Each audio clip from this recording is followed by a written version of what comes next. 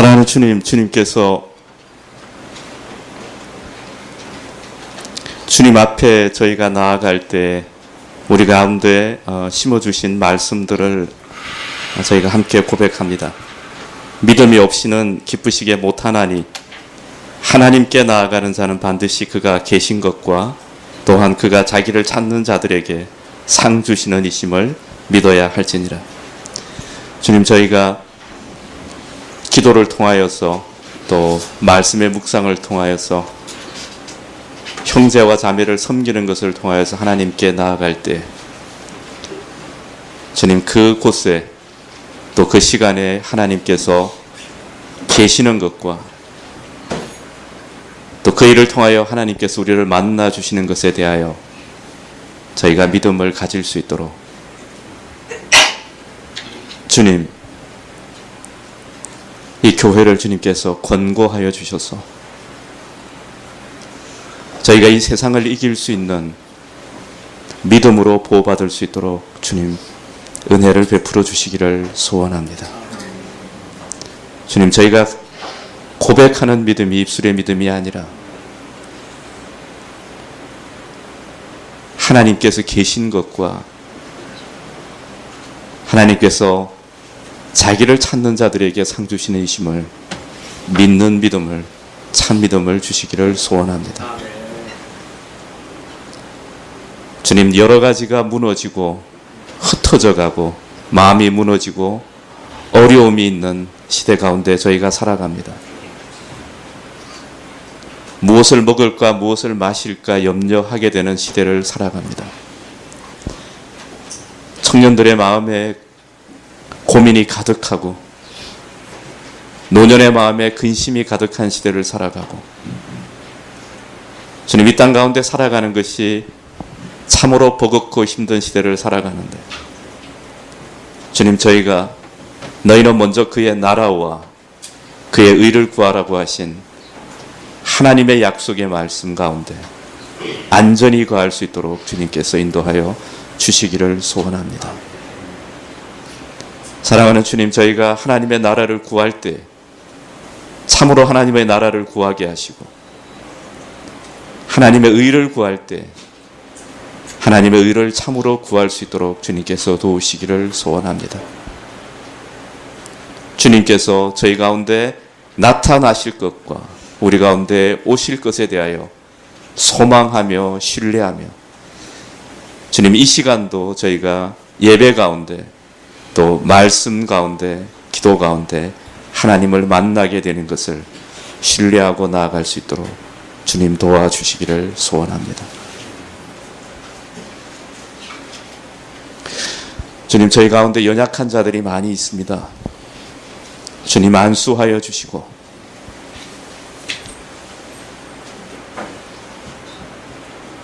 주님, 강건하게 주님의 은혜가 임하게 하여 주시기를 소원합니다.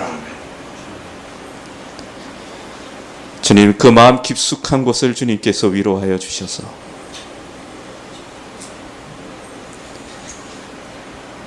하나님, 저희가 한 가지로 주님의 치유하심을 구하고 또 기대하며 또 믿게 하여 주시기를 원합니다.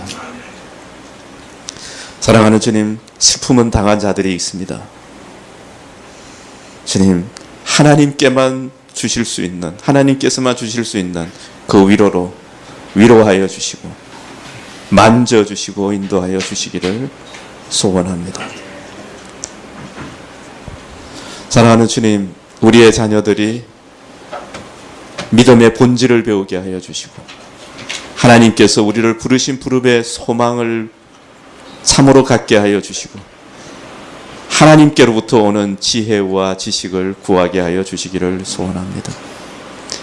주님, 이 여름에 준비되고 있는 모든 행사들과 모든 프로그램들을 주님께서 지켜주시고 축복하여 주셔서 그 가운데 하나님의 풍성한 은혜가 있게 하여 주옵소서. 주님, 저희가 예배로 나아갈 때 저희 가운데 소망을 주시며 믿음을 허락하여 주옵소서. 말씀의 깊은 교제가 우리 가운데 있게 하여 주시옵소서. 예수 그리스도의 이름으로 기도합니다. 아멘.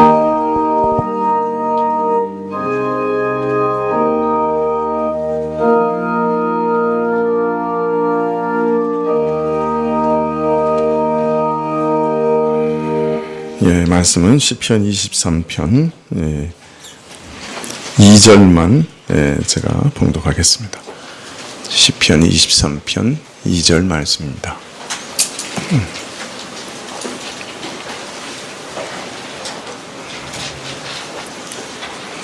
시편 23편 2절.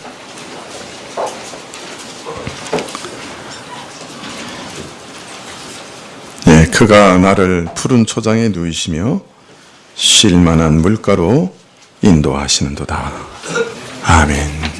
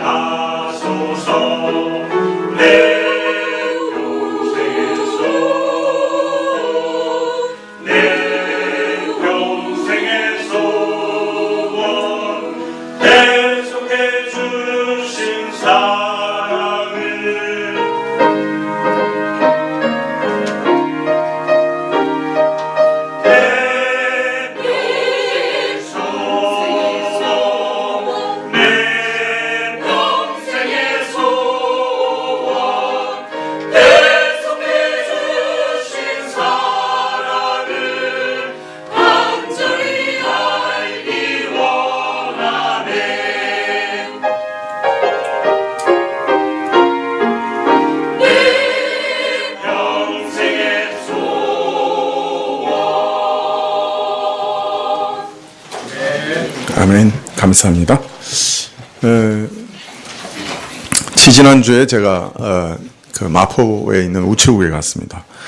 교회에서 이제 정기 예금을 한 것이 만기가 돼서 다시 이제 예금을 연장하려고 갔죠. 교회 이름으로 예금을 해 놓았더니 이게 정부에서 뭔가 법을 아주 강화시켜가지고 기존 예금을 연장하는 건데 아주 뭐 서류가 서너 장이에요. 그것도 아주 빽빽하게 뭘 기록해야 돼요. 뭐 저희 교회가 얼마 저 연 그 헌금을 받느냐, 뭐 한 달에 얼마 받느냐, 그거 왜 그 조사하는지 모르겠어요. 네, 작성할 내용이 많아서 우체국 직원에게 상의하면서 아주 오랫동안 직원을 괴롭혔습니다.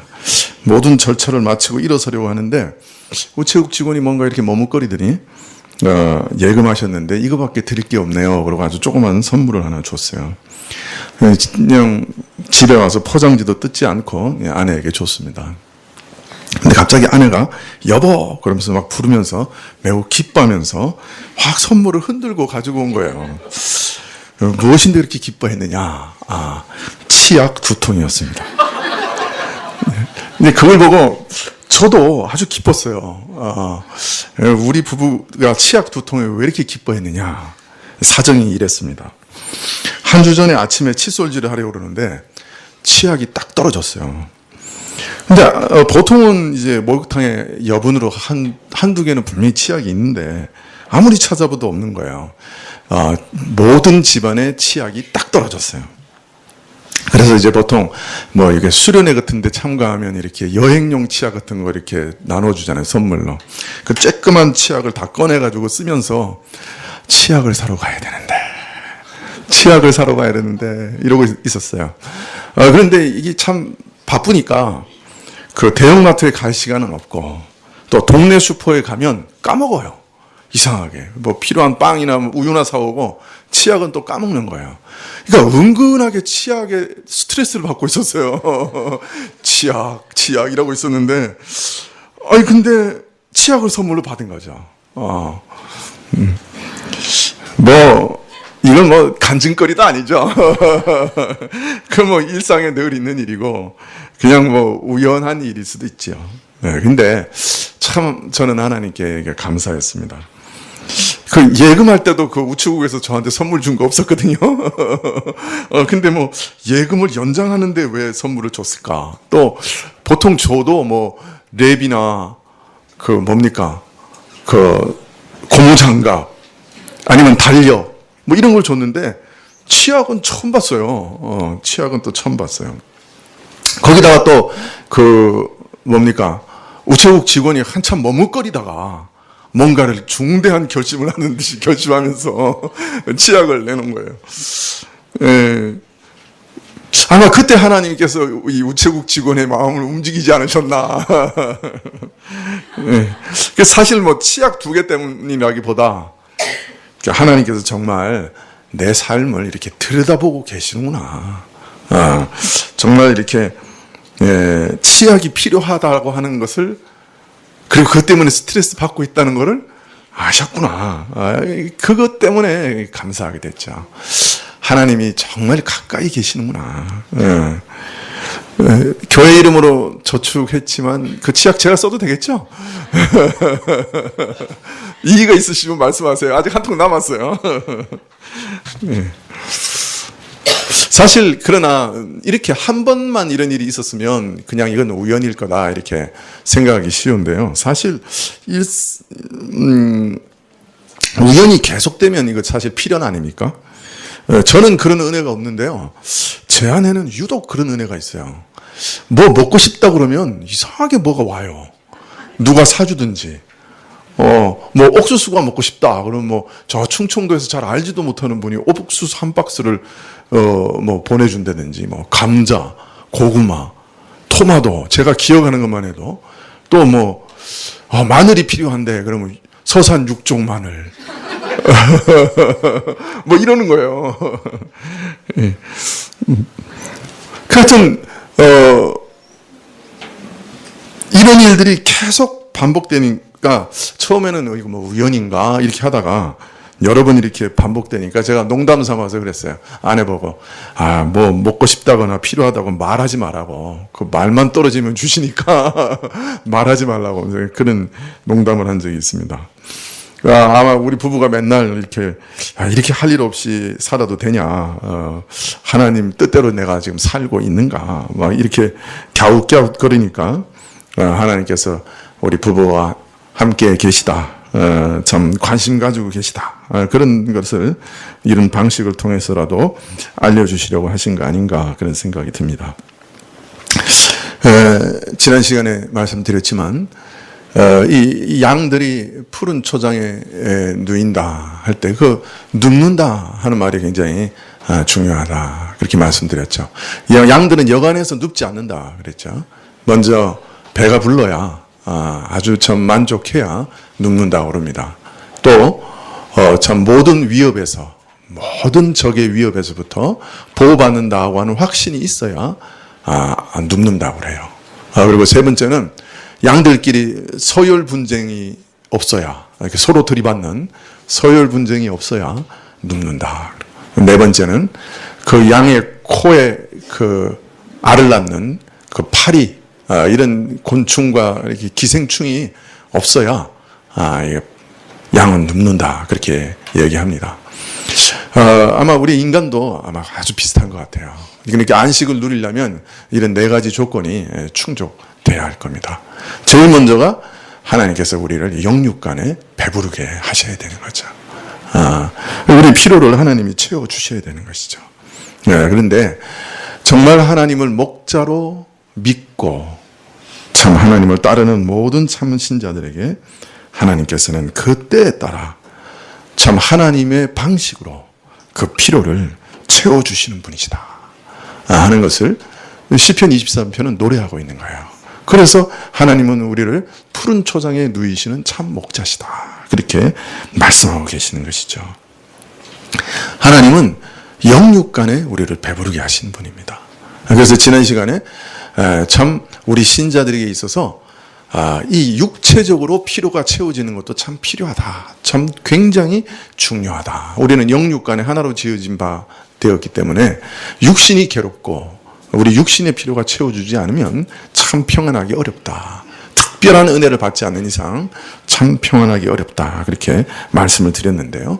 하나님께서는 정말 우리의 필요를 그의 능력으로 채워주셔서 우리로 평안하게 하십니다.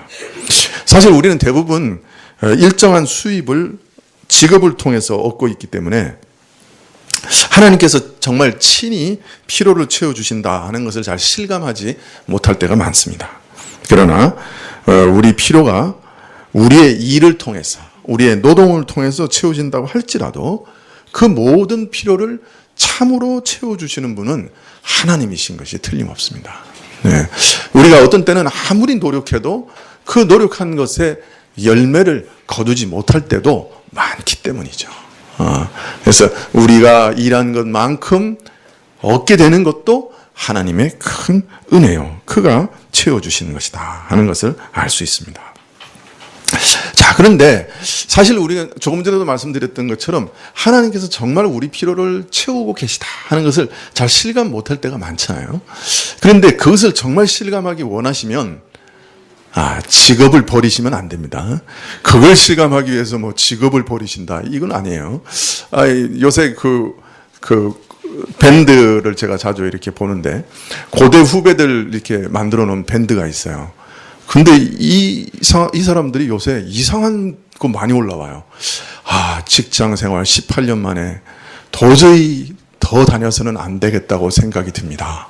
그래서 한 달간 휴가를 얻고 회사에서는 잘 생각해 보라고 그러는데 이제 그만둘까 합니다.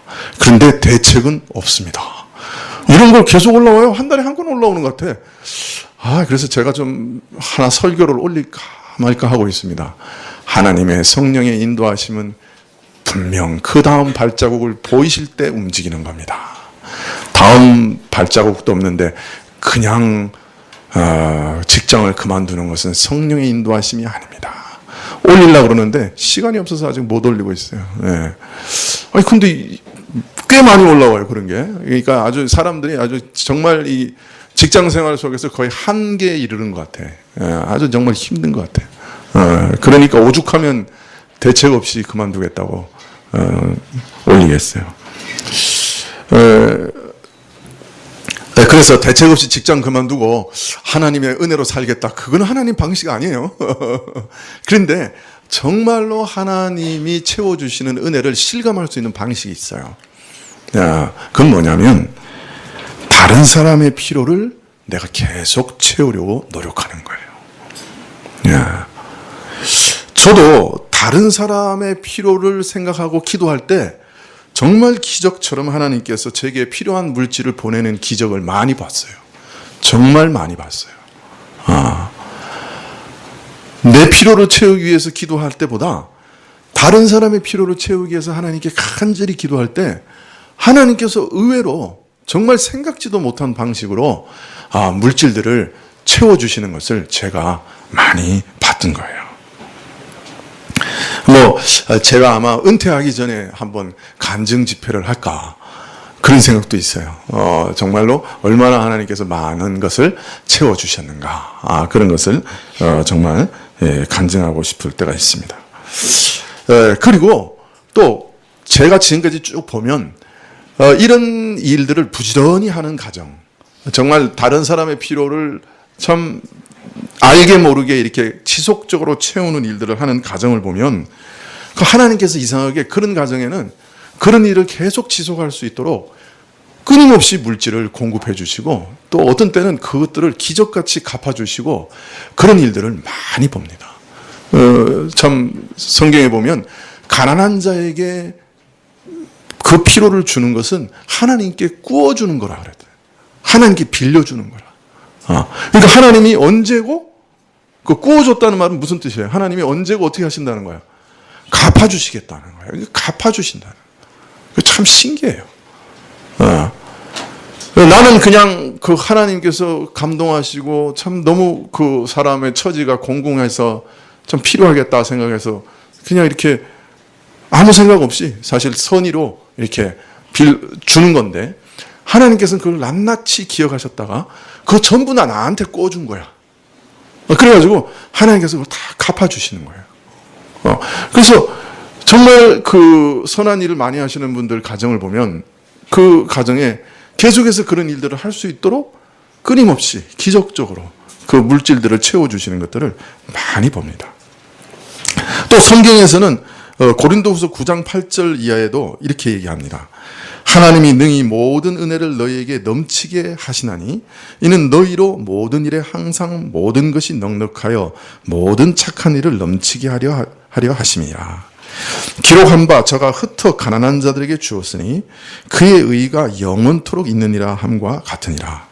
심는 자에게 씨와 먹을 양식을 주시는 이가 너희 심을 것을 주사 풍성하게 하시고 너희 의의 열매를 더하게 하시리니. 이 참된 믿음으로 자신이 가진 것을 흩어 어려운 자들을 돕는 자는 하나님 앞에서 어떤 유익을 얻는가?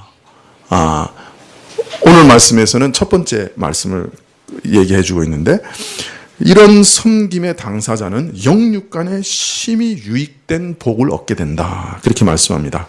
그러면서 8절에 말씀하시기를 우리에게 무엇이든지 넉넉하게 주신 것은 하나님이 친히 은혜를 베푸신 것인데 그것을 가지고 선한 일을 넘치게 하도록 은혜를 주신 거라는 거예요.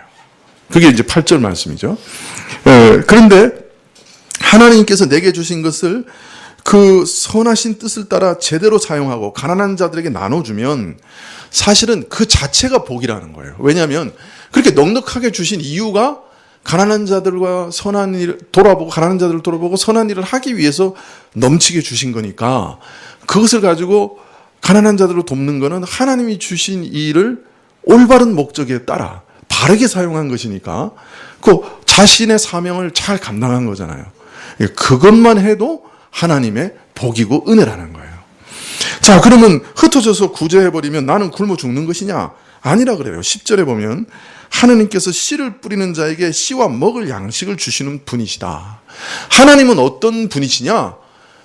그 농부에게 뿌릴 씨도 주시고 그것이 자라서 열매 맺을 때까지 먹을 모든 양식도 주시는 분이 하나님이시라는 거예요. 그래서 너희가 그 씨를 선한 씨를 심으면 반드시 다음번에 더 선한 일을 위해서 다시 심을 수 있도록 더 풍성한 수확을 주신다는 거예요. 씨가 그냥 뿌려지기만 하는 게 아니라 반드시 열매 맺어서 그 농부로 또 다른 씨를 뿌리고 또 다른 선한 일을 할 수 있도록 넉넉한 수확을 반드시 주신다는 거예요. 이게 하나님의 원리라는 거예요. 선한 일을 심으면, 선한 씨를 심으면 반드시 그 풍성한 열매를 주신다는 거예요. 그래서 계속해서 씨를 뿌릴 수 있도록 씨와 먹을 양식을 끊이지 않게 공급하시는 분이 하나님이시라는 거예요. 이건 보장되어 있는 일이라는 거예요. 하나님은 그런 성품을 가지신 분이라는 거예요. 제가 저희 재직들에게 참 감사하는 것은 교회에서 쓰는 것은 마늘 한쪽도 아끼시는 분들 아니에요? 어떤 때는 너무 아끼는 거 아닌가? 그런 생각이 들 정도로 아끼시죠. 예, 그런데 가난한 자들을 돕자 그럴 때는 아끼는 걸 못 봤어요. 제 믿음의 분량보다 훨씬 많이 돕자고 그래요. 참 감사하죠. 선교 사역을 위해서 돈 쓰자 그러면 아끼는 것을 못 봤어요. 저는 저희 교회가 이렇게 참 물질적인 면에서 별 어려움 없이 잘 유지되고 있는 것은 우리 재직들 덕분이다. 그렇게 생각이 됩니다. 우리 재직들이 많이 헌신하고 연보하시기 때문에 교회가 경제적 어려움이 없는 것이 사실이지만 더 깊이 보아서는 우리 재직들이 남을 돕는데 항상 넉넉한 마음을 품고 있어요. 우리가 쓸 때는 정말 너무 아끼지만 남을 도울 때는 정말 넉넉한 마음으로 행하는 것을 하나님이 아시는 거죠. 그래서 그런 일을 계속 할 수 있도록 저희 교회에 복을 주시고 있다. 그렇게 생각이 듭니다. 각 가정에 복을 주시고 또 그래서 교회에 복을 주시지 않는가. 그렇게 생각이 들어요. 그래서 참 우리 교회가 가지고 있는 이 아름다운 마음을 잘 간직하면 좋겠다. 그렇게 생각합니다. 계속 말씀드리지만 이처럼 다른 사람을 돕는 과정에서 우리는 하나님의 채우심을, 그 특별한 도우심을, 또 작은 기적들을 체험하게 돼요. 하나님께서 정말로 모든 것을 주시는 분이시구나. 하나님이 우리 필요를 정말로 채우시는 분이시구나 하는 것을 아주 분명하게 체험하게 되는 것입니다. 여러분 혹 기억하실지 모르겠는데 몇 년 전에 우리가 곽우성 목사님 노트북 사드린 일 기억나세요? 저는 그거 아직도 참 기억이 남습니다. 네, 우리가 곽우성 목사님께 뭐 이렇게 사드리기로 결정한 일은 거의 없었습니다. 매달 돈은 보내드리는데 뭘 사드리기로 결정한 거는 처음 영국 가셨을 때 자동차 살 때 돈 조금 보내드렸죠. 그 다음에 십몇 년 만에 갑자기 왜 그랬는지 모르는데 노트북 컴퓨터를 하나 사드리자. 그렇게 교회에서 결정을 했어요. 그런데 그 결정 이후에 2, 3주 후에 공교롭게도 곽우성 목사님 노트북이 고장났어요. 영국에 있는 노트북이 고장난 거예요. 그거 신기하죠? 그리고 곽우성 목사님이 중고 노트북을 구입하려고 막 노력하고 있었는데 둘째 현이가 그것도 하나님께 기도하면 어떻겠어? 라고 목사님께 제안을 했어요. 네. 그런 와중에 목사님이 런던에 노트북을 구하려고 알아보려고 하다가 마음이 편치 못해서 중단했어요. 그 다음날 제가 노트북을 구입했고 지금 배송을 기다리고 있습니다. 라고 메일을 보냈어요. 이게 사건의 순서예요. 그러니까 먼저 우리가 결정했어요. 노트북을 보내드리기로. 그 다음에 노트북이 고장났어요. 그 신기하죠. 제가 지금도 그 메일 보관하고 있는데 요약해서 한번 다시 읽어드릴게요. 사랑하는 박 목사님께 다시 뜻밖의 일로 깜짝 놀라게 됩니다. 사실 노트북 컴퓨터 때문에 2, 3주 전부터 알아보고 있었습니다. 웬만하면 지금 쓰는 컴퓨터를 논문 끝날 때까지 쓰려 했으나 문제가 생겼었습니다. 논문을 쓰는 도중에 작동이 중단되고 하여 불안해서 중고 노트북을 구하려고 인터넷에 들어가 찾아보고 있으니 둘째 현이가 보고 그것도 기도해서 하나님께 달라고 하면 되지 않느냐고 해서 가로 열고 이런 제안은 현이가 믿음이 있어서가 아니라 근래 집에 생기는 일들이 신기하고 진짜 그런 하나님이 계신가 하는 의문에 어떤 테스트를 좀 더 하고 싶은 마음이 있어서 한 얘기로 이해됩니다. 가로 닫고 이미 성가교에서 받은 것 중 남은 돈도 있으니까 그냥 중고를 구하면 된다고 말했습니다.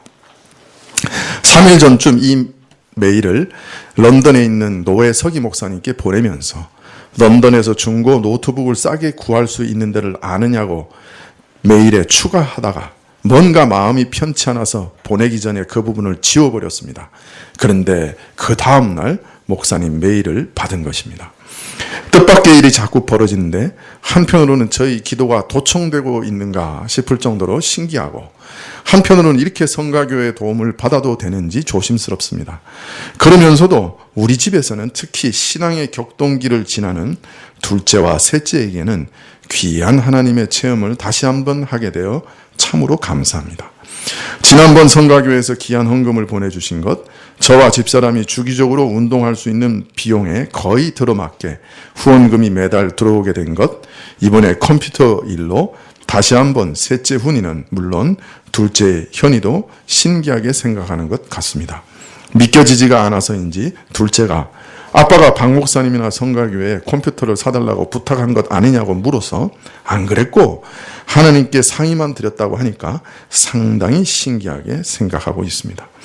아이들 셋이 영국에서 공부하다 보니 학교의 종교교육에서 여러 종교를 배우게 되고 결국은 집에서 가정예배를 드려도 이들이 하나님을 생활에서 체험하지 않으면 이론상으로 똑같은 종교들로 알기 쉽습니다. 이런 면에서 이번 컴퓨터 일은 감사한 마음이 참으로 큽니다. 약간 요약해서 제가 읽어드렸습니다만은 사실은 저 자신도 이 컴퓨터 사건을 통해서 큰 위로를 받았었습니다. 먼저는 모든 것을 미리 예비하시는 여호와 이레 하나님을 다시 보았던 거죠. 아마 하나님은 분명 2, 3주 내에 곽우성 목사님의 컴퓨터가 결단 날 것을 아셨습니다. 그래서 그 전에 우리 성도들의 마음을 감동시키셨던 거죠. 그 왜 십몇 년 동안 아무 일 안 하다가 갑자기 컴퓨터를 구입하자고 결정하게 됐는지 모르겠어요. 그런데 우리 교우들의 마음을 감동시키셔서 미리 예비하게 하셨죠. 동시에 제 자신도 사실은 곽우승 목사님께 메일을 드릴 때 상당히 긴 편지를 드렸는데 무선 인터넷이 그 순간에 나가버렸어요.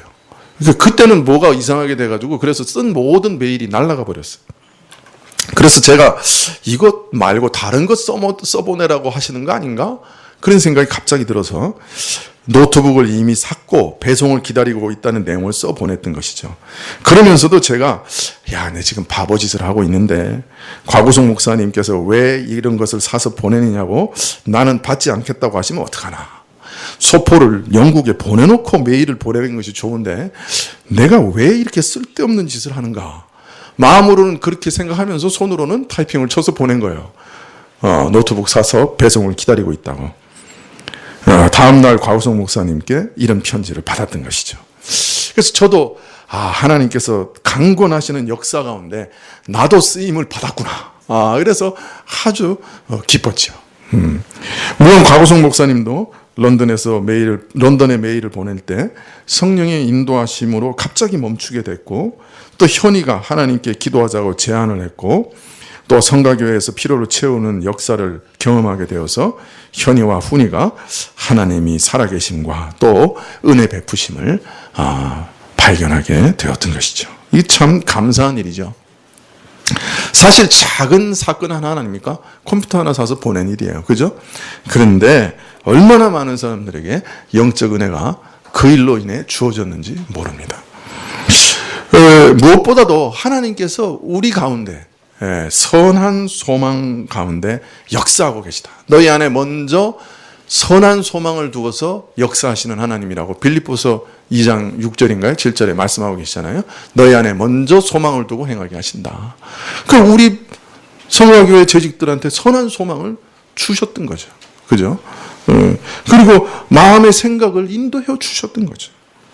간섭하셨던 거예요.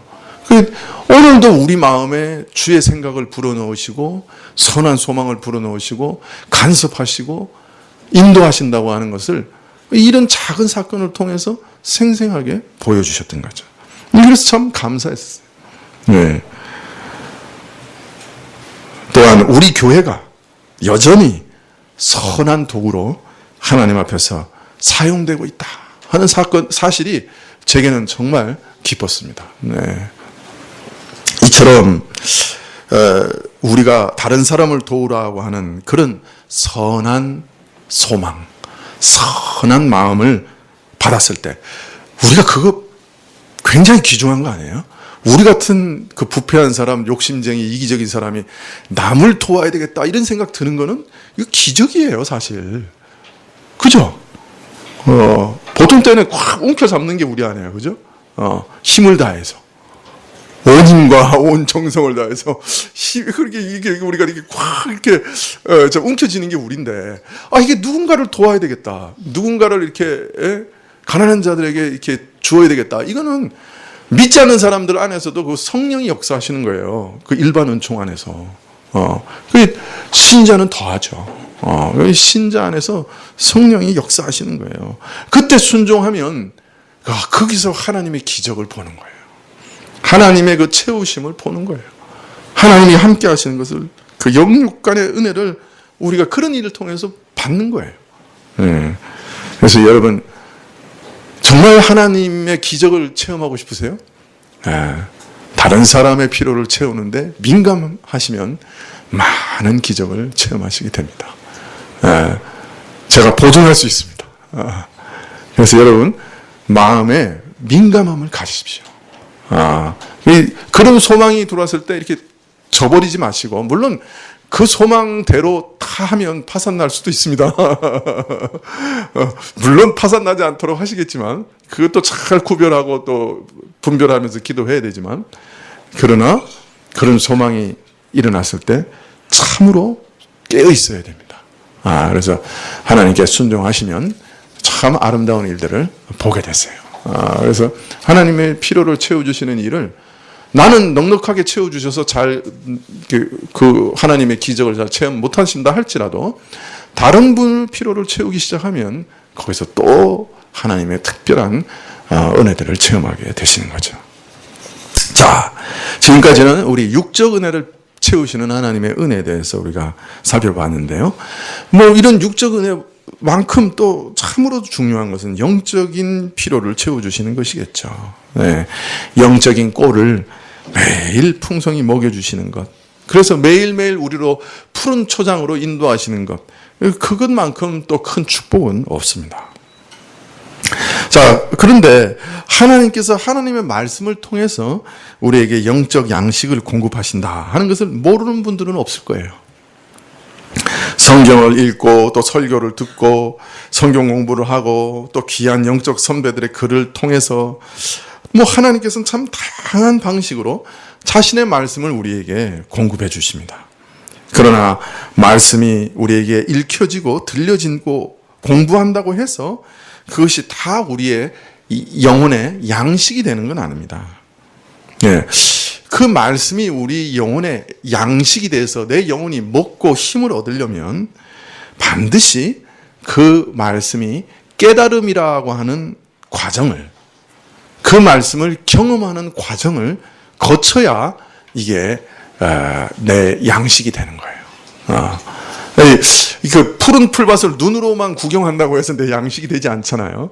그것을 씹어 먹어야죠. 먹고 또 되새김질하고 그래야 그게 내 양식이 되잖아요. 말씀도 똑같아요. 그냥 공부하고 듣고 그냥 읽고 한다고 해서 그게 다 양식이 되는 게 아니에요. 그 양식이 깨달아지고 경험되어지고 씹어 묵상되는 과정이 반드시 필요한 것이에요. 그래서 말씀을 배우는 것은 학교에서 학문을 배우는 것과는 매우 다른 차원이에요. 실제 생활 속에서 말씀을 따르고자 하는 노력이 있어야 되고, 그 말씀 때문에 갈등하고 또 그 말씀 때문에 넘어지기도 하고 패배해서 무너지기도 하고 또 그 말씀 때문에 다시 일어나기도 하고, 하여튼 이런 어떤 갈등과 고통 속에서 그 은혜와 말씀의 능력을 맛보아야 돼요. 그 말씀이 맛있어야 돼요.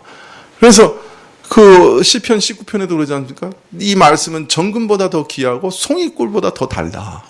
말씀이 그렇게 되면 달아요. 이게 씹고 또 씹으면서 묵상하다 보면 말씀이 달다 하는 걸 알아요. 그런 사람은 그냥 시간 가는 줄 모르고 성경을 보죠. 말씀이 다니까요. 자, 그런데 이런 말씀을 경험해 보지 못하는 영적 상태가 있어요. 히브리서 5장 13절에는 그런 영적 상태에 대해서 이렇게 얘기합니다. 대저 젖을 먹는 자마다 어린아이니 의의 말씀을 경험하지 못한 자요. 이 의의 말씀을 경험하지 못한 상황, 이것에 대한 어떤 그 깨달음과 그 말씀이 내게 주시는 변화와 능력과 은혜를 그렇게 깨닫지 못하고 이렇게 경험하지 못한 상황을 성경이 뭐라 그러냐면 어린아이와 같은 수준이다. 어린아이와 같은 상태다. 그렇게 얘기합니다. 말씀은 실제로 내 머릿속에만 담아두면 안 되는 것이죠. 내 영혼과 성품과 내 생각과 매일의 일상생활 속에서 그 말씀이 경험돼야 되는 것이죠. 그래야 이게 내게 양식이 되는데, 그렇지 못하는 상태로 머릿속에만 담아두는 상태를 어린아이와 같다, 젖을 먹는 어린아이와 같다, 그렇게 얘기합니다. 어린아이의 특징이 뭐예요? 경험이 없어서 어려운 상황에 부딪히면 허둥지둥하고 어쩔 줄을 모르죠. 분별력이 없죠. 어떤 때는 시련이 닥치면 그냥 잘 쓰러지죠. 나의 모든 생각과 사상, 일상생활의 모든 생활들을 말씀에 비추어 살피고 판단하고 그 말씀의 인도를 따르고자 실험해보고 이렇게 하지 않으면 그 사람은 아직 영적 어린아이와 같다. 그렇게 말하는 것입니다.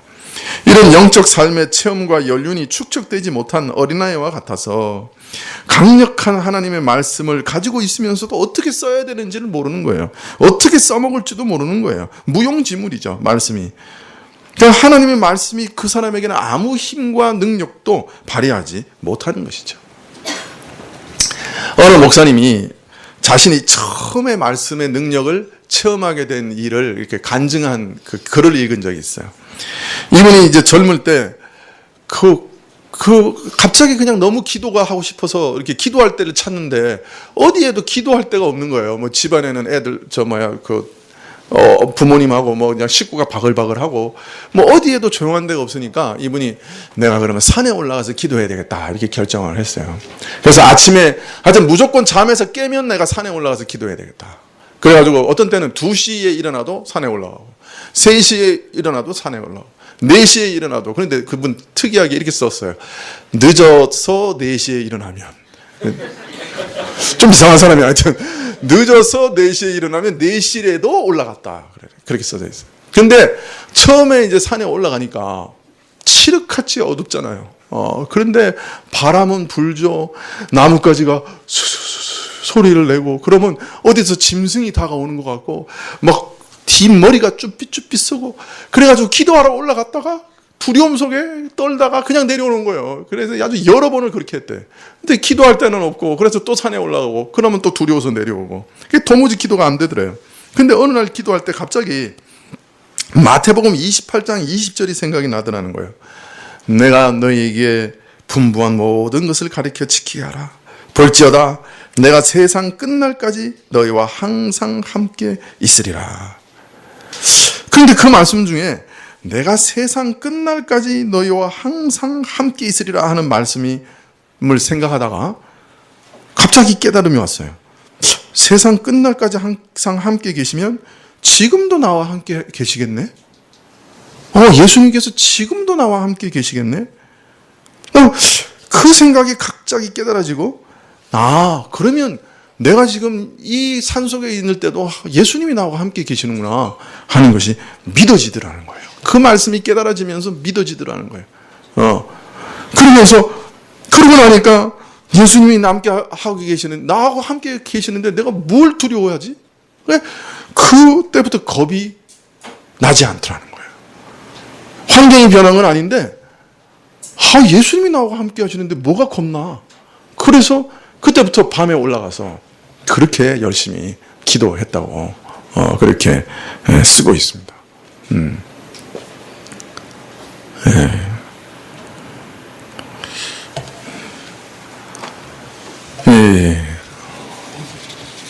말씀은 이렇게 능력이 있어요. 사람의 마음을 변화시키고요. 두려움을 내어 쫓고요. 힘이 있어요. 이게 말씀의 힘을 경험해 보면 이게 놀랍죠.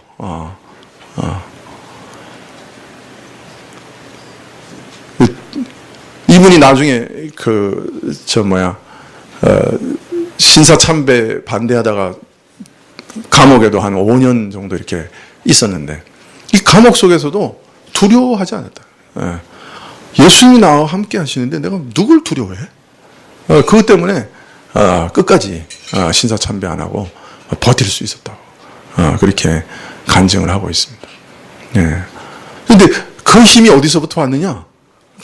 바로 그 기도하러 올라가서 그 말씀을 깨닫는 거예요. 예수님이 나와 함께 하신다. 지금도 함께 하신다.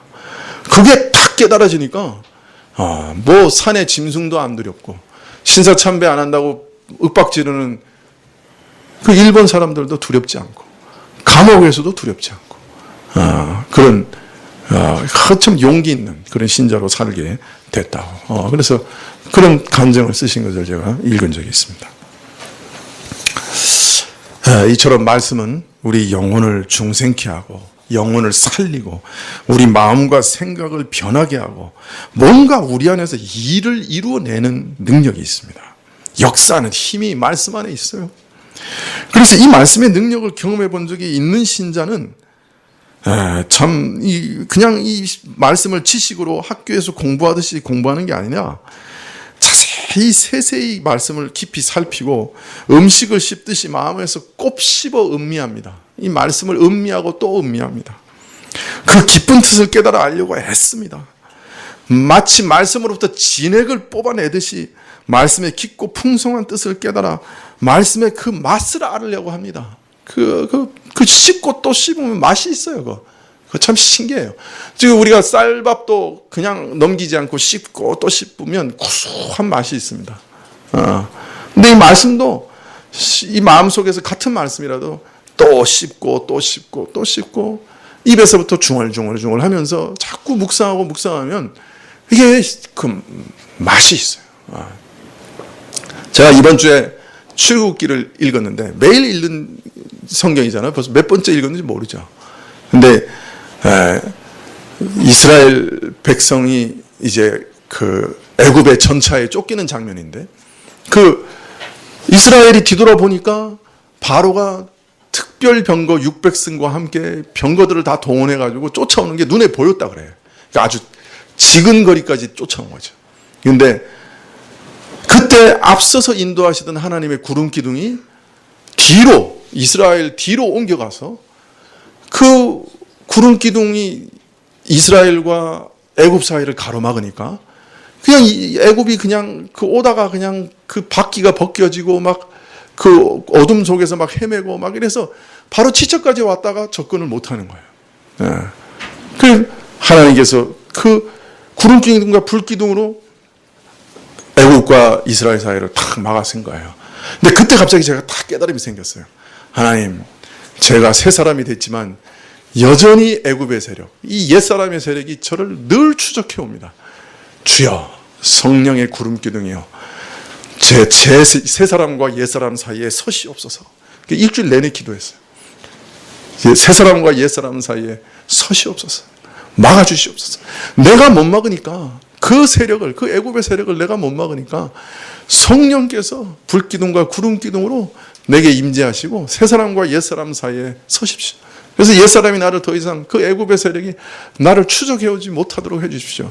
이렇게 기도하는데 그 말씀에 깨달음이 있는 것 같아요. 그냥 제 마음에 아주 강한 힘이 생기는 것 같아요. 마음속에서 막 상상을 해요. 그냥 구름기둥이 그냥 회오리 바람처럼 이렇게 일어나서 내 옛사람과 새사람 사이에 쫙 쓰시는 걸 상상하면서 죄의 유혹이 올 때마다 기도하는 거예요. 주여, 새사람과 옛사람 사이에 구름기둥과 같이 서십시오. 불기둥과 같이 서십시오. 아주 여러 번 읽었지만 그렇게 적용한 적은 처음이에요. 그 새로운 깨달음을 제가 또 읽으면서 얻었던 것이죠. 네, 말씀을 이렇게 계속 씹으면 사람이 자라나요. 양은 좋은 풀을 만나면 어린 양이 풀만 잘 공급하면 100일 동안 45kg를 찔 수 있대요. 네, 어마어마하잖아요. 우리는 20년, 30년을 먹었는데 영적으로 몇 킬로그램이나 쪘는지 모르겠어요. 얼마나 성숙했는지 모르겠어요. 자, 이 성숙한다는 건 도대체 뭐냐? 히브리서 5장 14절에 보면 단단한 식물은 장성한 자의 것이니 저희는 지각을 사용함으로 연단을 받아 선악을 분별하는 자들이다. 그렇게 얘기합니다. 이렇게 계속 정말 진액을 이렇게 먹듯이 그 씹고 또 씹어서 그 영양분 있는 그 깨달음을 내 마음에 깨달아지고 그 말씀이 내 삶에 적용되고 참 모든 삶 속에서 이렇게 참 경험돼 가면 어떤 일이 벌어지느냐?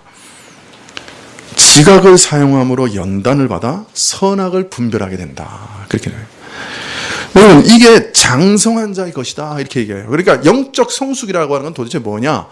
지각이 깨어나서 선과 악을 분별하는 게 영적 성숙이에요. 자꾸 영적으로 성장하라 그러니까 뭐 어떻게 성장하라는 말입니까? 이렇게 묻는 분도 있는데 영적인 성숙은 뭐냐면 하나님의 말씀으로 인해 내 지각이 깨어나서 하나님이 뭘 기뻐하고 뭘 싫어하시는가를 발견하는 것이 성숙이에요. 영적 성숙이에요. 그래서 선악을 분별하게 되는 그것이 영적인 성숙함을 가지는 거예요. 그래서 모든 일에서 하나님의 뜻을 분별하는 것, 그것이 영적 성숙의 결과예요. 영적 성숙한 사람은 그런 모양을 가지는 거예요. 네. 그 성숙이 뭐냐? 그러면 내 지각이 깨어나서 하나님 앞에서 선악을 분별하는 것. 이게 어떻게 하는 것이 하나님의 뜻이다. 이 일에 있어서는 어떻게 하는 게 하나님의 뜻이다. 이걸 잘 모든 면에서 발견해내고 그걸 아는 사람은 성숙한 사람이라는 거예요. 어린아이는 뭐가 하나님의 뜻인지를 몰라. 어떻게 해야 될지를 몰라. 자기 마음대로 해버려. 그런데 성숙한 사람은 모든 면에서 하나님의 뜻을 알아. 이런 경우에는 어떻게 하는 게 하나님의 뜻이다. 이런 경우에는 어떻게 하는 게 하나님께서 기뻐하시는 일이다. 이걸 알면 그 사람이 성숙한 사람이다.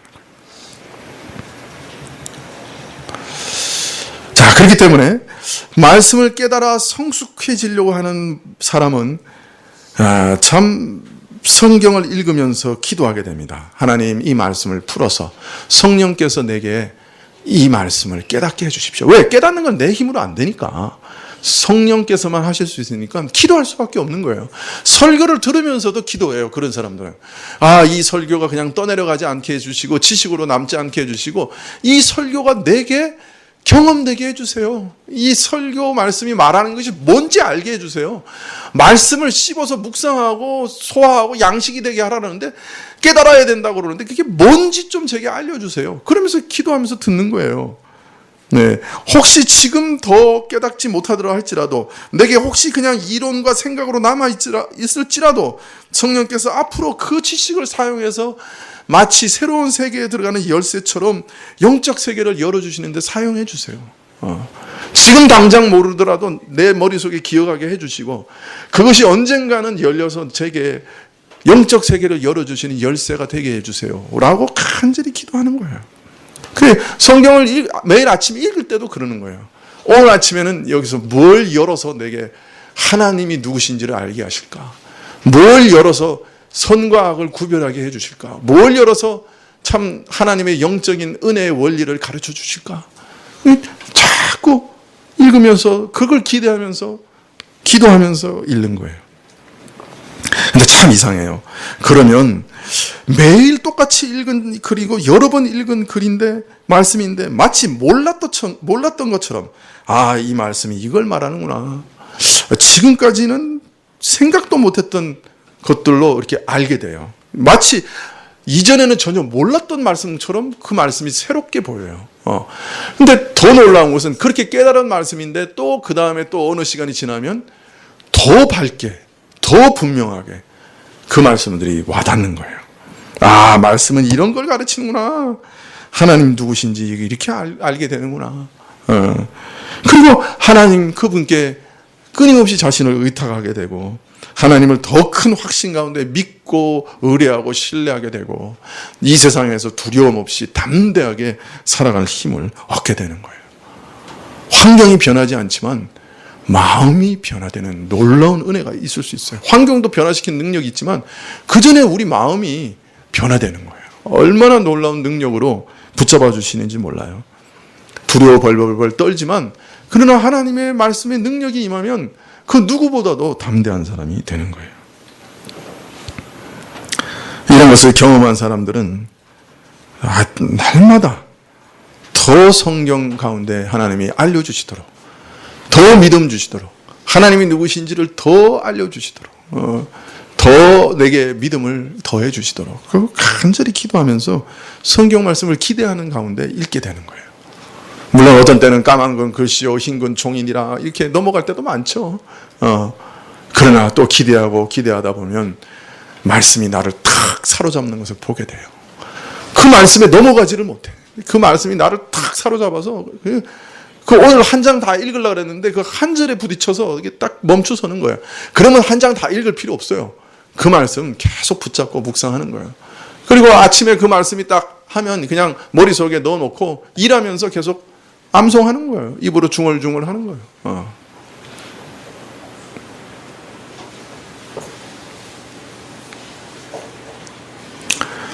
자, 그래서 이 양들을 먹이는 설교도 근본적으로 항상 하나님의 말씀을 풀어 설교하는 말씀이어야 돼요. 주제별로 설교를 하든지 강해 설교를 하든지 말씀을 풀어서 설교하지 않으면 그건 설교가 아니에요. 자기 얘기 아무 백날 하면 무슨 소용이 있어요. 말씀이 풀어져야 사람들의 마음이 변화되고 그것이 참으로 사람을 움직이는 거예요.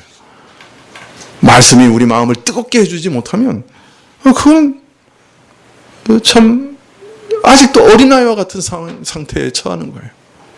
성숙한 사람은 그 뜨겁게 우리 마음을 움직이시는 그 말씀, 용기를 주시는 말씀, 믿음을 주시는 말씀, 이런 것들이 참 우리 마음속에 경험되는 것이죠. 여러분 설교를 들을 때 기도하지 않으시면 안 돼요. 설교자에게 은혜를 주셔서 하나님 말씀을 바르게 강의하고 해석하고 성령의 능력으로 전달하게 해달라고 기도해야 돼요. 그렇지 않으면 아무리 잘 준비된 설교라도 그건 아무 소용없어요. 깨달아지고 경험되고 씹어지고 그래야 돼요. 이 모든 과정을 통해서 하나님께서는 자신의 양에게 생명의 양식을 공급하시는 거예요. 하나님의 영적인 은혜가 여러분 심령 안에 또 앞으로의 모든 삶 가운데 풍성하시기를 기도합니다. 기도하시겠습니다.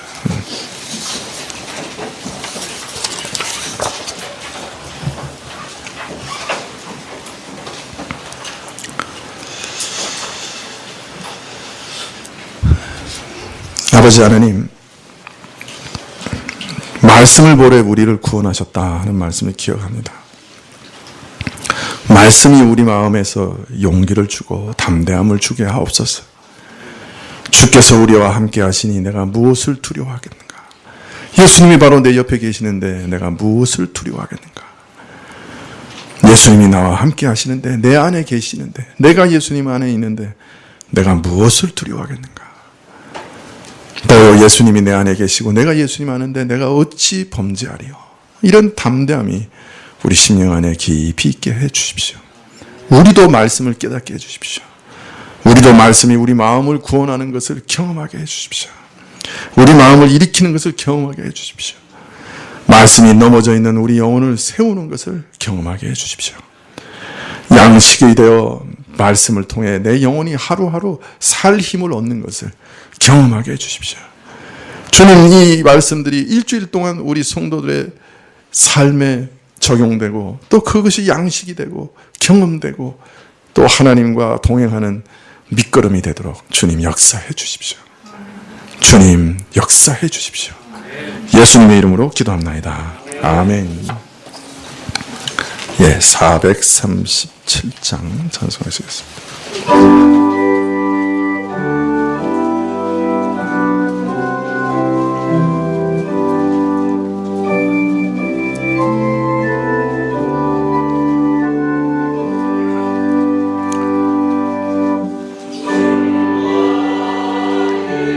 목자 되시니 부족함 없어라.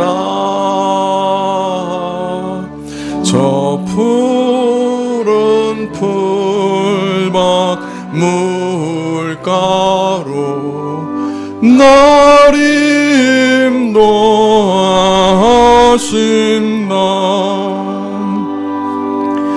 메마른 영의 힘솟아 나 주를 따르니 참 목자이심 그 이름 찬양을 받으리. 캄캄한 죽음 길에도 두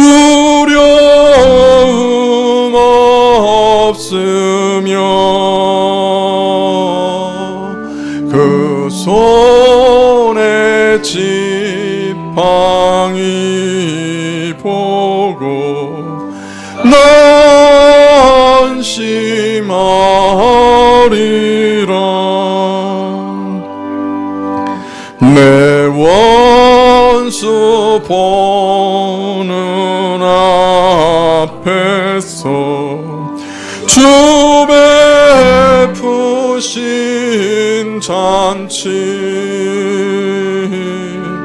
내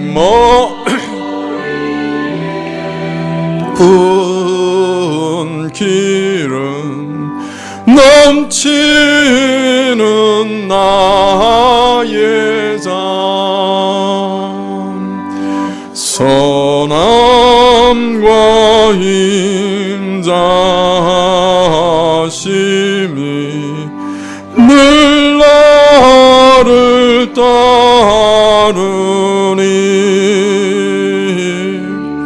내 아버지의 집에서 영원히 살리라. 1절입니다. 주 나의 목자 되심이 부족함 없어라. 저 푸른 풀밭 물가로 날 인도하신다. 3절입니다. 캄캄한 죽은 길에도 두려움 없으며 그 손에 지팡이 보고 난심하리라. 5절입니다. 선함과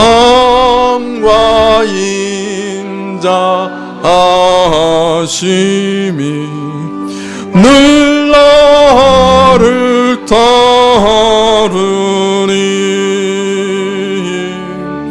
내 아버지의 집에서 영원히 살리라.